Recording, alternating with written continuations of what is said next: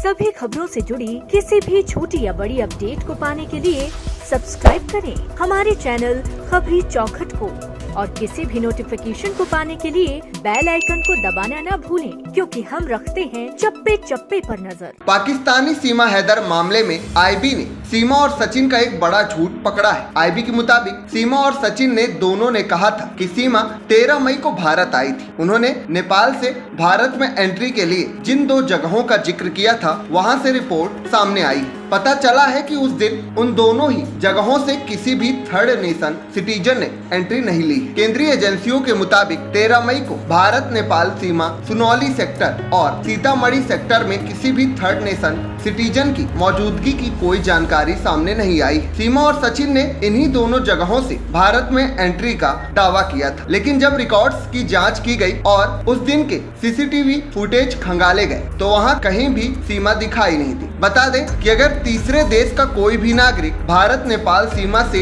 इस पार या उस पार जाता है तो दोनों देशों की पुलिस एक दूसरे को इसकी जानकारी देती है, लेकिन ऐसी कोई भी सूचना भारत की पुलिस को नहीं मिली। अब भारत नेपाल सीमा पर स्थित चारों आईपीसी यानी इंटीग्रेटेड चेक पोस्ट के रिकॉर्ड की जांच की जा रही है कि कहीं उन जगहों से तो थर्ड नेशन सिटीजन की एंट्री तो नहीं हुई है, जिसमें सुनौली, बहराइच और रक्सौल शामिल। साथ ही भारत नेपाल सीमा के सारे बस रूट पर 13 मई को गुजरने वाली बसों के सीसीटीवी फुटेज की पड़ताल की जा रही है, जिसका विवरण सीमा और सचिन ने दिया है। बता दें कि सीमा को लेकर कुछ और भी खुलासे हुए हैं। दरअसल किसी तीसरे शख्स की मदद से पूरी तैयारी के साथ सीमा को भारतीय बॉर्डर में दाखिल करवाया गया था। सीमा ने बाकायदा पूरी तैयारी के साथ अपना ड्रेसअप इस तरीके से किया था कि वह ग्रामीण भारतीय महिला लगे। सीमा को इस तरीके से तैयार करने के लिए पेशेवर लोगों की मदद ली गई थी। सुरक्षा एजेंसियों की नजरों से बचने के लिए उसने अपने बच्चों को भी